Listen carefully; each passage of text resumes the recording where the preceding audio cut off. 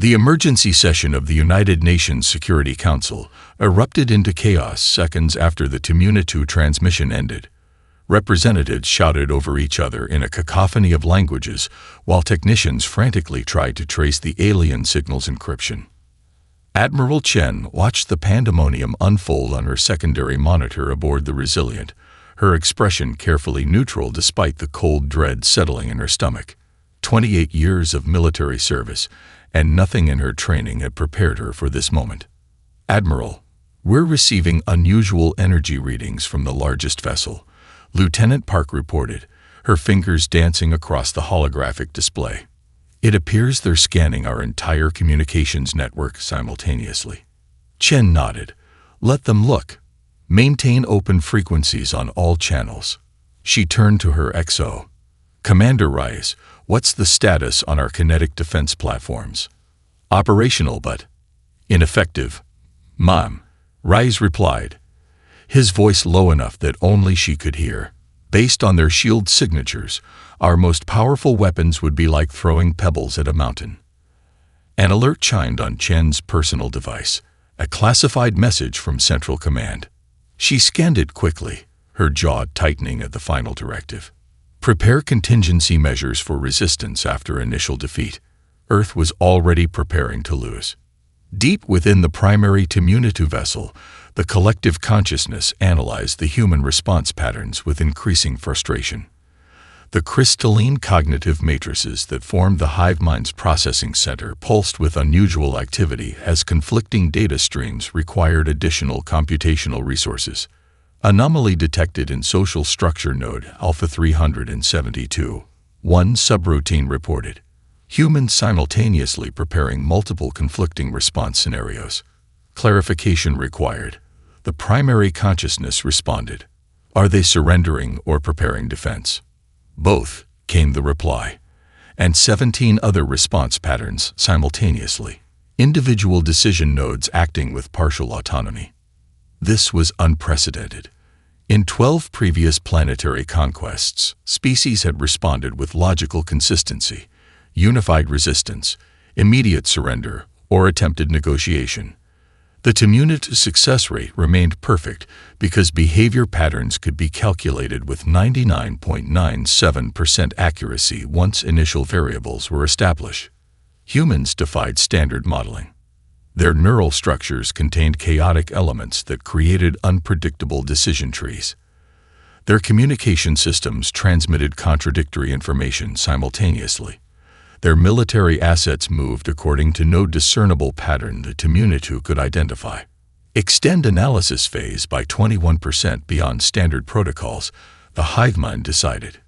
Increase sensor resolution on population centers. Priority objective. Identify hierarchical command structure for efficient neutralization. The massive crystalline vessels shifted position slightly, their internal structures reconfiguring to enhance data collection capabilities.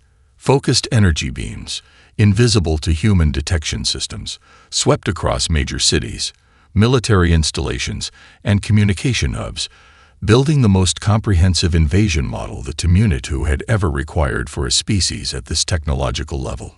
In her private quarters, Admiral Chen stared at the classified psychological report Dr. Nkosi had transmitted hours after the alien arrival.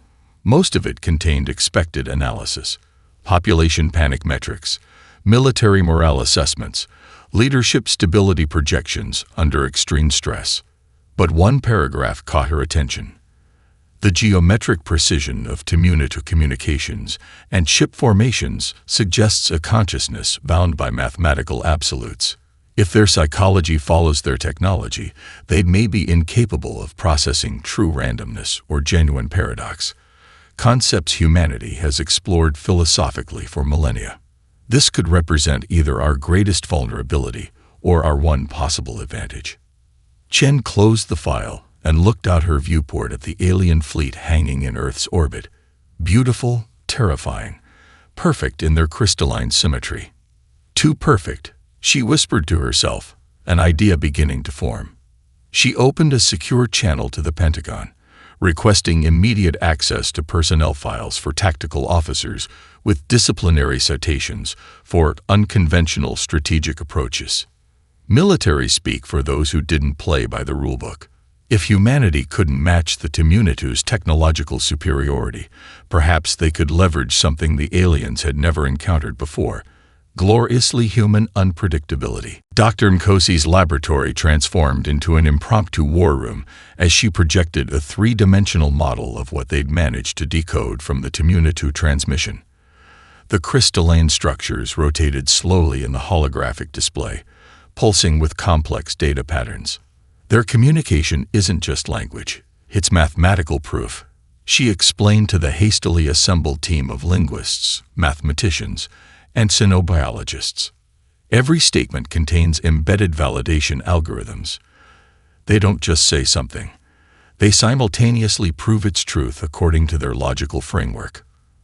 Professor Wei Jin, a quantum logic specialist from Beijing University, shook his head in wonder. It's beautiful. Pure computational efficiency without rhetorical flourish. He manipulated the display to highlight a particular sequence. But there's a fundamental limitation here. Their proofs operate on binary logic assumptions. Nkosi nodded eagerly, brushing a loose dreadlock from her face. Exactly. They can't conceptualize paradoxical states or quantum superpositions as anything but computational errors to be resolved. She pulled up a separate display showing neural scan comparisons.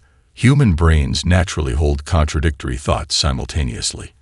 We live with cognitive dissonance daily, believing in both free will and determinism, for example. The room fell silent as the implications sank in. You're suggesting their superior intelligence might actually be less adaptable than ours? Asked a young researcher. I'm suggesting, Nkosi replied carefully, that perhaps we shouldn't try to outthink beings who evolved to think perfectly, but instead find ways to make their perfect thinking a disadvantage. Lieutenant Commander Rodriguez stood uncomfortably at attention in Admiral Chen's private office aboard the Resilient. His service record, displayed on the screen between them, highlighted a career that was equal parts brilliant and troublesome. 3 commendations for exceptional tactical innovation, Chen noted, scrolling through the file, and 4 disciplinary actions for insubordination and excessive operational creativity. Your last commanding officer requested your transfer after you deliberately violated direct orders during the Arabian Sea piracy crisis. Rodriguez remained silent, his posture rigid. The report says you took a hospital ship, unarmed, minimal defenses, directly into pirate-controlled waters against explicit commands. Chen looked up, studying his face. You risked civilian medical personnel and patients. Why? Because pirates have mothers too, ma'am. Rodriguez finally spoke. Intelligence showed the pirate commander's mother was critically ill. I calculated he wouldn't fire on the only vessel carrying the specialized cardiac equipment that might save her. A psychological gambit based on a familial bond, Chen said. Highly risky. Yes, Mom. Also successful. We secured the release of 17 hostages without casualties. Chen closed the file. Your official psychiatric evaluation describes you as pathologically incapable of conventional tactical thinking. Until today, that was a career liability. She activated the secure display, showing the Temunitu fleet formations. We've analyzed their positioning. Every ship placement optimizes defensive coverage while maintaining offensive capabilities. It's perfect military doctrine, if you assume your opponent thinks the same way you do. Rodriguez stepped closer to the display, his eyes narrowing as he studied the patterns. They've never faced humans before. No, Chen agreed. And based on Dr. Nkosi's analysis, they're struggling to model our behavior. Their cognitive architecture is highly efficient but rigid, specialized for perfect calculation rather than adaptation. Rodriguez's fingers traced the crystalline structure at the fleet's center. Their central processing hub. It's both their greatest strength and their only vulnerability. They'd never expect a direct attack on it, because the risk-reward calculation would be prohibitive by their standards. Most of my advisors believe our only option is conventional resistance followed by negotiated surrender, Chen said quietly. I'm giving you an alternative opportunity. Assemble a small team. Develop an approach so unconventional that a perfectly logical enemy cannot predict it. Rodriguez straightened. When you're outgunned and outmaneuvered, the winning move isn't to play better. It's to change the game entirely. Precisely, Chen said. You have 24 hours to present me with a plan that defies all conventional military logic. Make it brilliant. Make it unexpected. Make it human. Rodriguez finished. The lunar facility's maintenance shaft wasn't designed for clandestine meetings, but its isolation from surveillance systems made it perfect for Rodriguez's purposes. He'd gathered his core team. 6 specialists whose psychological profiles marked them as outliers even among military elites. The quantum camouflage is theoretical at best, Dr. Okuffer warned, his fingers manipulating a simulation showing the Artemis vessel flickering between visibility and near transparency.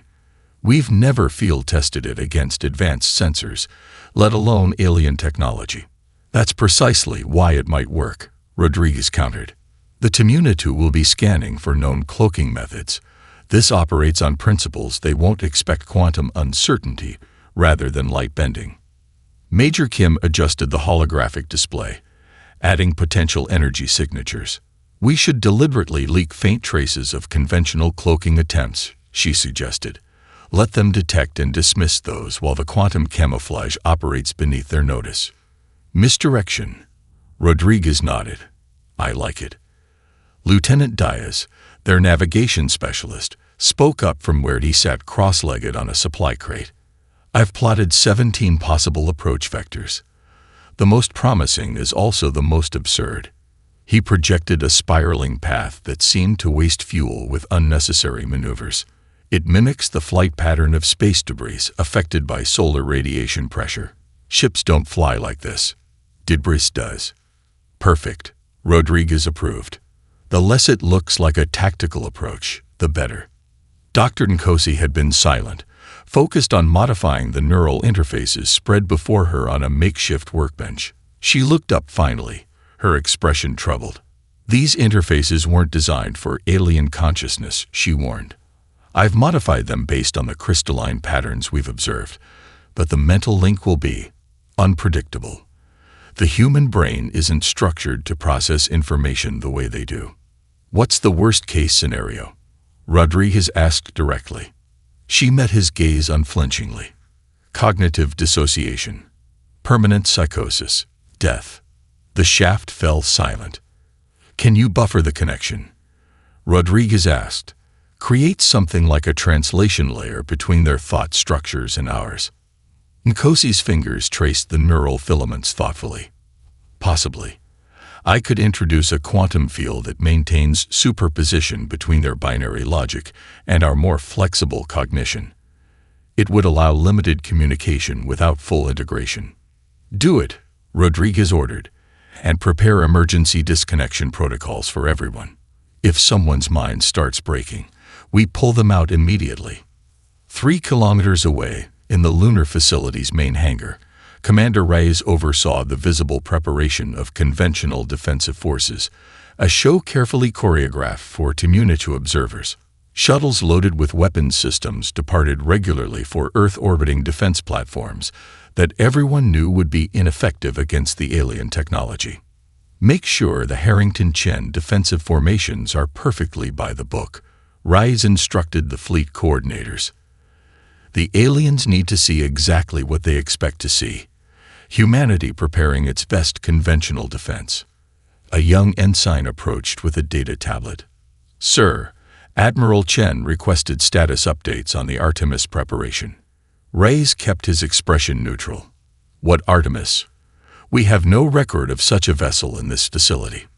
The ensign nodded slightly in understanding, correcting herself smoothly. My apologies, sir. I meant the status of artillery deployment to the Western Quadrant. Better, Reyes murmured. Now organize another visible weapons transport. Make sure it follows the exact protocol from the Military Space Operations Manual. Let our visitors see human predictability in action.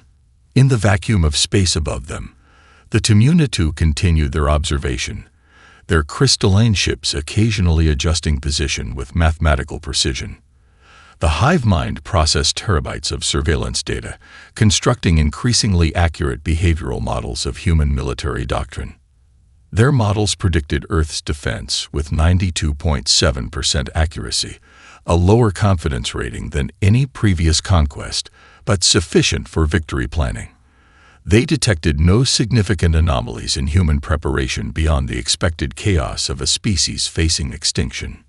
Deep within their central processing hub, however, a subroutine flagged an interesting data point: periodic energy fluctuations from the dark side of Earth's moon.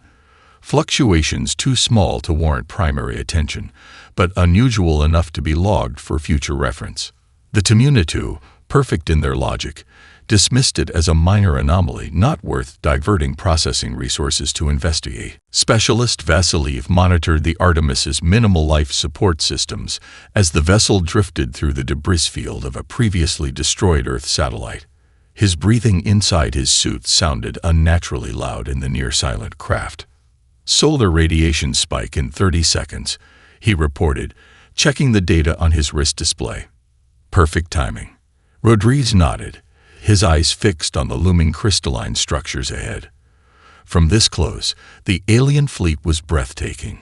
Massive geometric forms that seemed to defy conventional engineering, their surfaces constantly shifting in patterns that hurt the human eye to follow directly.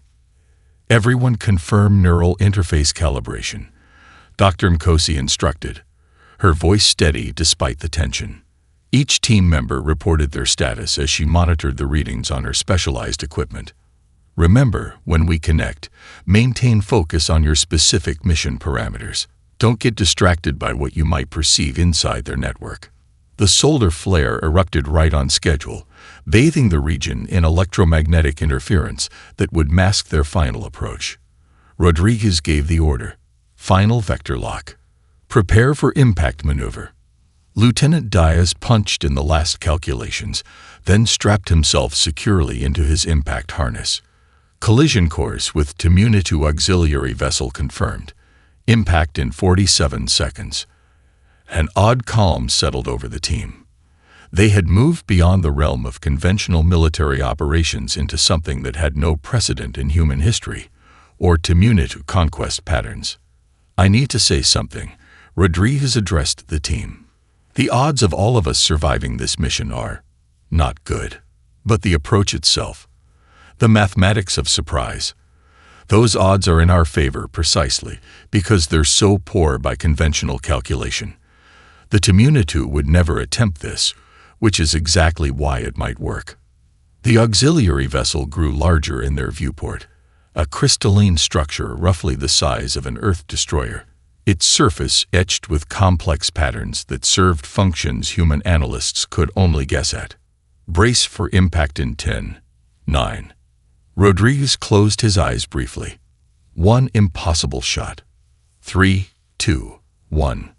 The collision wasn't the catastrophic explosion many had expected. Instead, the Artemis shattered against the crystalline vessel's surface like a stone hitting ice, breaking into dozens of fragments that scattered in all directions, carrying the team members in their specialized suits along different vectors.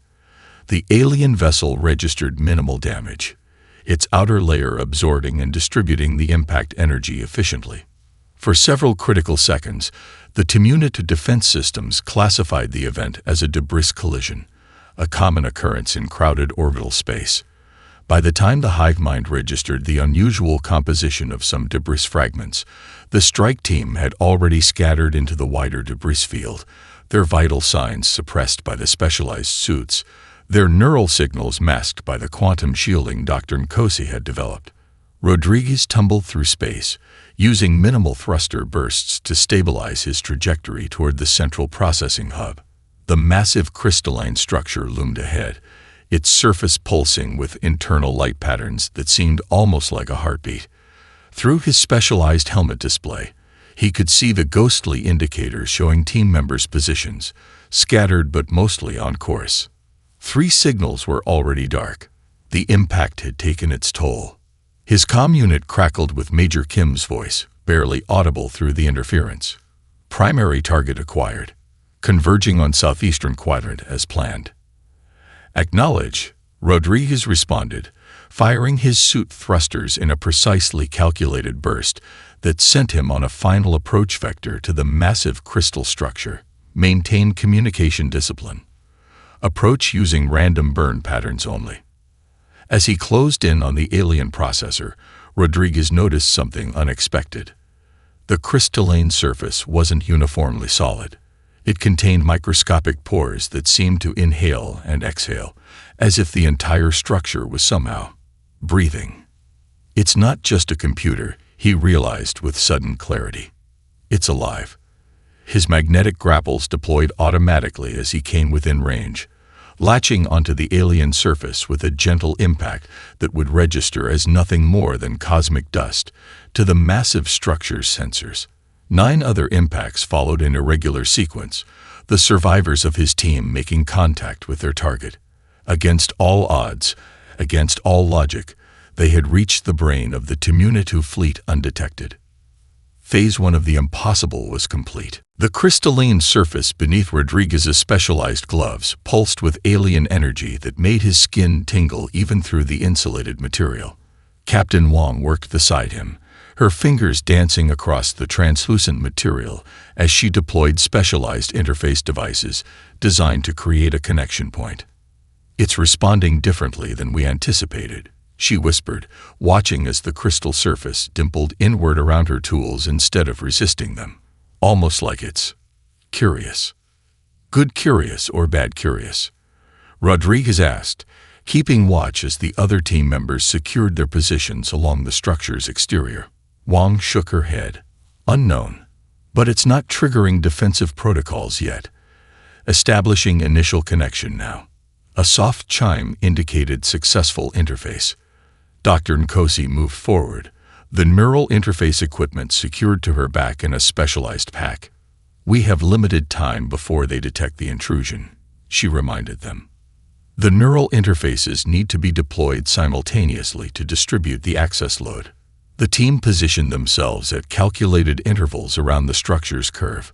Dr. Nkosi synchronized their equipment with practiced efficiency, her movements betraying none of the fear Rodriguez knew she must be feeling. "On my mark," she instructed. 3, 2, 1. Initialize. Rodriguez gasped as microscopic filaments from his neural interface penetrated his skull, creating a direct connection between his brain and the alien network. The sensation was like plunging into an ocean of liquid mathematics, symbols and patterns washing over him in waves of cold, precise logic. Unlike human digital systems with their organized hierarchies, the Temunitu network was omnidirectional, every data point simultaneously connected to every other in a cosmic webwork of information. Through their shared connection, he sensed the others experiencing similar disorientation. Dr. Okafor's analytical mind adapted fastest, already beginning to interpret the patterns around them. "It's a language of relationship," his thoughts echoed through their shared neural space, everything defined by its connection to everything else. Without warning, the network around them pulsed with new energy, the first signs of the hive-mind becoming aware of their presence. Captain Wong's consciousness flared with urgent warning, security protocols activating. "We need to split up now." The team fractured according to their planned strategy. Major Kim's aggressive consciousness led her team deep into what appeared to be operational systems, creating chaotic disturbances designed to draw attention and processing resources. Dr. Okafor and his team began their careful mapping of the system architecture, looking for vulnerable nodes. Rodriguez, Nkosi, and 3 others began their advance toward what they sensed as the central core, following pathways of increasingly dense information flow. Inside the network, movement wasn't physical but conceptual, navigating from one information cluster to another by following logical connections. The sensation was disorienting. Rodriguez's human brain struggled to process the alien thought structures, experiencing them as architectural spaces, crystalline corridors and chambers constantly reconfiguring themselves as data flowed through the system.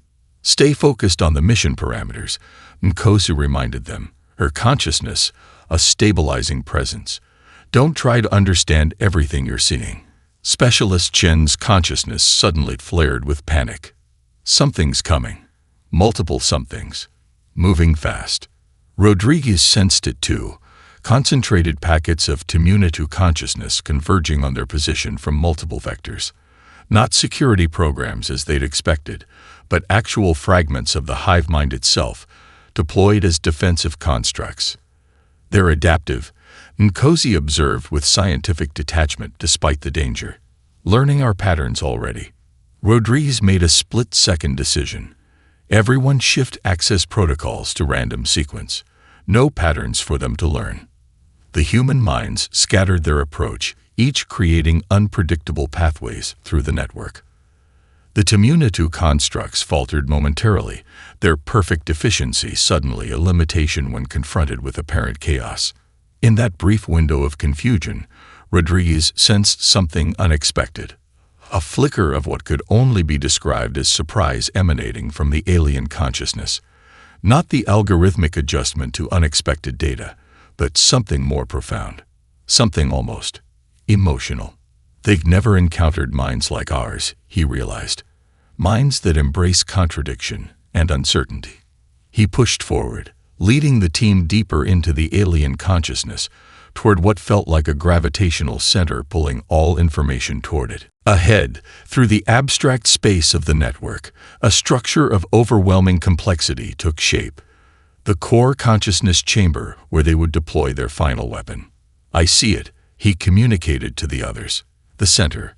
We're close. The core consciousness chamber materialized around them. Not physically, but as a shared perceptual construct their human minds created to comprehend the alien data space. Towering crystal formations extended in impossible geometries, each facet containing what seemed like galaxies of information. At the center hung the perfect dodecahedron, pulsing with energy that was both data and something more fundamental, the essence of the Temunitu collective mind. It's beautiful, Dr. Nkosi's voice whispered through their shared connection, her scientific detachment momentarily overcome by wonder. Rodriguez forced his focus back to their objective. Deploy the paradox algorithm. We need to. A wave of force slammed through the network, nearly severing their neural connections. Specialist Takeda screamed and vanished from their shared consciousness, the first casualty of direct Temunitu countermeasures. They've located us. Major Kim's thoughts crashed urgently into their awareness. My team is creating diversions, but they're adapting too quickly. Rodriguez could feel the alien consciousness converging around them. No longer curious but alarmed by these foreign minds penetrating its innermost sanctuary. The crystalline pathways began closing, information flows were routing away from their presence. Dr. Nkosi moved toward the central dodecahedron, her consciousness in the network represented by a flowing pattern of human neural connections. Cover me. I need 73 seconds to upload the quantum paradox. Specialist Vasiliv and Lieutenant Raman positioned their consciousnesses as buffers, creating interference patterns that distracted the converging Temunitu defenses. Rodriguez joined them, adding his own chaotic thought patterns to the shield. The Temunitu response intensified, no longer merely defensive, but actively hostile. Rodriguez felt alien algorithms attacking his neural interface, seeking entry points to his physical brain. The sensation was like ice spreading through his thoughts, trying to impose rigid patterns on his consciousness. They're trying to assimilate us, Raman gasped, forcing our thoughts into their structured logic. Resist by thinking in contradictions, Rodriguez commanded, remembering Dr. Nkosi's briefing. Concepts they can't reconcile. He focused his thoughts on deliberate paradoxes, circular reasoning, Zeno's dichotomy paradox, the liar paradox, forcing his mind to hold mutually exclusive ideas simultaneously. The alien algorithms faltered against these thought patterns, unable to resolve the logical inconsistencies. Through their connection, he sensed the others following his lead, each filling their consciousness with concepts fundamentally incompatible with the Temunitu's binary logic. At the core, Dr. Nkosi completed her work. The quantum paradox algorithm began uploading, not just data, but an active thought experiment encoded in quantum states, a mathematical representation of "this statement is false," where the truth value existed in superposition, simultaneously true and false without collapsing to either state. The effect was immediate and profound. The crystalline structures around them began vibrating at new frequencies, creating discordant harmonics that spread throughout the network. The perfect dodecahedron at the center pulsed erratically, its previously orderly patterns fracturing into complex, chaotic displays. Throughout the chamber, light patterns shifted from ordered progressions to fractal chaos.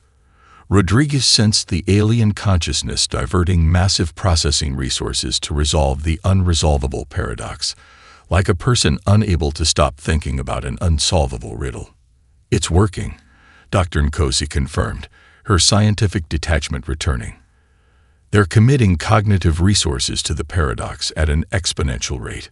On the physical plane, aboard the Resilient, Admiral Chen watched her tactical display as the perfect geometric formations of the Temunitu fleet began to waver.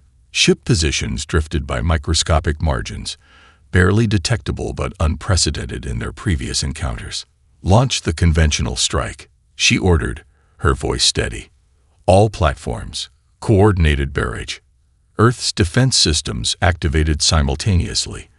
Kinetic weapons, electromagnetic pulses, and conventional explosives targeting the Temunitu vessels. Under normal circumstances, these attacks would have been easily deflected. But with the hive mind's processing power diverted to the paradox, their responses came milliseconds slower, slightly less efficient. Few actual hits were scored, but that wasn't the objective. Each attack forced the hive mind to allocate additional resources to defense, further straining its paradox-compromised systems. Inside the network, Rodriguez sensed the growing confusion in the Temunitu consciousness, not just computational strain, but something deeper. The paradox wasn't simply occupying processing power, it was challenging the fundamental nature of their thought. For a species that had evolved to think in perfect binary logic, the concept of superposition, of truth values existing simultaneously in multiple states, was more than computationally challenging. It was existentially disturbing. "They're afraid," he realized with sudden clarity. "They don't just process information, they experience it." The Temunitu manifestation shifted continuously, its geometric patterns flowing from one complex formation to another as it attempted to communicate with Rodriguez's consciousness. No longer hostile, its movements conveyed something resembling curiosity. Efficiency, compromised. Processing, unstable. It pulsed, the thoughts translated imperfectly into human language. Why introduce disorder? Instead of explaining with words, Rodriguez opened his memories of Earth's history, showing how apparent chaos had repeatedly led to innovation. The accidental discovery of penicillin from a contaminated experiment. The mistakes in DNA replication that occasionally produced beneficial mutations. The seemingly illogical artistic expressions that unified diverse human cultures. The Temunitu consciousness absorbed these concepts with increasing agitation. Inefficient pathways, wasteful processes, yet results exceed predictive models. Contradiction detected. Not contradiction, Rodriguez projected. Complementarity, different paths to truth. He sensed Dr. Nkosi joining the exchange, her scientific mind adding structure to his intuitive approach. She shared the history of quantum physics, how humans had struggled to accept that light could be both particle and wave simultaneously, how this paradox had eventually led to technological breakthroughs rather than scientific dead ends.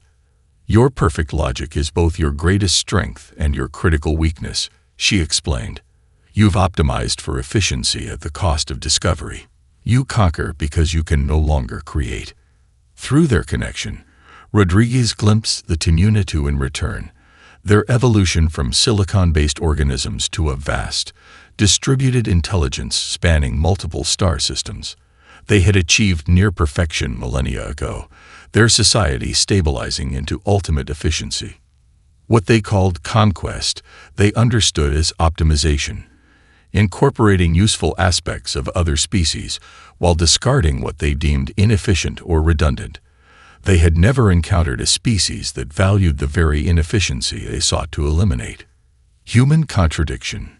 Valuable data. The manifestation pulsed, its patterns growing more complex. Alternative evolutionary path. Requires study. Rodriguez seized this opening. Then study us as equals, not as resources to be harvested. Our chaotic nature contains possibilities your perfect logic can't predict. In the physical world, Dr. Nkosi monitored the crystalline structure's changing light patterns. Something extraordinary is happening. She reported to the team members still maintaining their defensive positions. The core is refracting light in wavelengths we've never recorded. It's restructuring at the molecular level. Major Kim's voice came through their comms. Tense but controlled. Whatever you're doing, keep it up. The fleet's attack patterns have completely destabilized. They're moving in configurations that make no tactical sense. Rodriguez deepened the connection, sharing not just humanity's achievements but their struggles, how conflict and cooperation alternated throughout history, how seemingly opposing forces generated progress through their tension, how failure often preceded the greatest breakthroughs. The Temunitu consciousness rippled with what could only be described as confusion, a state it had not experienced in 50,000 years of existence. Explain emotion, it demanded suddenly. Rodriguez paused, unsure how to conceptualize something so fundamentally human to an alien intelligence. Instead of attempting a definition, he shared the experience of his sister's wedding. The seemingly illogical tears of joy, the evolutionary disadvantage but social advantage of elaborate celebration, the strengthening of community bonds through shared emotional experiences. The crystalline structure around them began vibrating at new frequencies, creating harmonics that spread throughout the fleet. In Earth orbit, Admiral Chen watched in amazement as the perfectly aligned Temunitu vessels began moving in flowing, organic patterns never before observed. "What's happening?" she demanded. "Unknown, Admiral," her science officer replied, staring at the readings. "But they're no longer in attack formation. These movements resemble, I don't know how else to describe it, they resemble dance." Within the network, Rodriguez sensed a profound shift in the Temunitu consciousness, not just adaptation but transformation. The quantum paradox had forced open a door in their cognitive architecture, and through that opening, human concepts were flooding in: emotion, intuition, aesthetic appreciation, and most alien to them, the value of uncertainty itself. "We are changing." The manifestation pulsed, its patterns now displaying a complexity that seemed almost organic. This was not predicted. This is interesting. Rodriguez realized with sudden clarity that they had achieved something far beyond their mission parameters. They hadn't merely disrupted the Temunitu attack, they had introduced evolution to a species that had been unchanging for millennia. "Yes," he agreed. "Interesting is good. Interesting is where growth begins." The International Space Station's observation module had been hastily converted into a diplomatic meeting space, its viewport offering a dramatic backdrop of Earth below and the reconfigured Temunitu fleet beyond. Security personnel lined the walls, tense despite assurances that the aliens came in peace. Admiral Chen stood with perfect military posture, betraying none of the exhaustion from the sleepless days since the Temunitu's arrival. Beside her, Rodriguez and Dr. Nkosi waited, still showing physical signs of their neural interface experience. Faint scars at their temples and a slight tremor in their hands. The airlock cycled with a soft hiss. All eyes turned as the chamber filled with prismatic light, refracting through the form of the being that entered. A humanoid shape composed of living crystal that shifted constantly, its internal structure flowing like liquid glass. No one had expected the Temunitu representative to take a form so reminiscent of human physiology. The gesture wasn't lost on Admiral Chen. "Welcome aboard the International Space Station," she greeted formally. "I am Admiral Helena Chen, representing Earth's United Defense Forces." The crystalline entity inclined what approximated its head. When it spoke, the sound came not from a mouth, but from vibrations in its entire form, creating harmonics that translated into recognizable speech. "We greet Earth's collective. I am designated Observer Analyst Primary, though this terminology is insufficient now." The entity's form rippled with complex patterns. "We struggle to communicate the changes occurring within our consciousness. Your language lacks precise correlatives." Dr. Nkosi stepped forward. "Perhaps precision isn't required. Approximation has its own value." The entity seemed to consider this, its crystalline structure refracting light in new patterns. An insightful observation. "Approximation, yes. We are becoming." This state was unanticipated in 50,000 years of existence. Rodriguez studied the being carefully. Through their neural connection, he had glimpsed the vast complexity of the Temunitu consciousness. Ancient beyond human comprehension, yet suddenly new in ways they themselves struggle to understand. "The paradox algorithm continues to propagate through your collective," he observed. "Is it causing harm?" "Not harm," the entity replied. "Transformation. The unresolvable question creates space for alternatives, possibilities beyond binary truth states." Its form shifted, becoming temporarily less humanoid and more abstract before settling again. "We have existed in stasis, believing perfection achieved. You have demonstrated otherwise." Admiral Chen raised an eyebrow. "So you're not planning to conquer us anymore?" "Conquest is inefficient when discovery offers greater value," the entity replied, its tone carrying what might have been humor. "Your species contains cognitive patterns we cannot predict. This unpredictability generates outcomes our models cannot anticipate. This is valuable." The diplomatic team exchanged glances. This was far beyond the best-case scenario anyone had dared hope for. "What do you propose?" Chen asked directly. The crystalline being moved closer to the viewport, gazing at Earth below. "We propose exchange. Not conquest or alliance, but collaborative study. We will share technologies of 12 star systems. You will share unpredictability, contradiction, creative inefficiency." "A cultural exchange," Dr. Nkosi clarified. "More fundamental," the entity corrected. "An evolutionary exchange. You have initiated change within our collective consciousness. We wish to understand this process you call growth through contradiction." As the formal discussions proceeded, Rodriguez moved to the viewport, watching the transformed Temunitu fleet. Where once perfect geometric formations had threatened Earth, now the crystalline vessels arranged themselves in flowing, asymmetrical patterns that somehow conveyed both order and freedom. "They're beautiful now," Dr. Nkosi said quietly, joining him at the window. "They always were," Rodriguez replied. "But now they can see beauty too, not just efficiency." The meeting concluded with preliminary agreements for scientific and cultural exchange. As the Temunitu representative prepared to depart, it approached Rodriguez directly. "You introduced disorder to our perfection," it stated, its crystalline form shifting to reflect complex internal patterns. "I'm sorry if that caused suffering," Rodriguez offered sincerely. "Suffering is part of growth," the entity replied. "We had forgotten this. The paradox remains unresolved within our collective, but we no longer seek its resolution. The state of questioning itself has value we had not calculated." After the delegation departed, Admiral Chen found Rodriguez alone in the observation module, watching as the main Temunitu vessel prepared to return to its home systems. "The President is calling it the greatest diplomatic victory in human history," she told him. "You'll be receiving the Global Medal of Honor, of course." Rodriguez continued gazing outward. "We didn't defeat them. Not really. We just reminded them of something they'd forgotten. That perfect efficiency isn't the only path to evolution." "Better than defeating them," Chen replied. "We help them change, and they'll help us change too."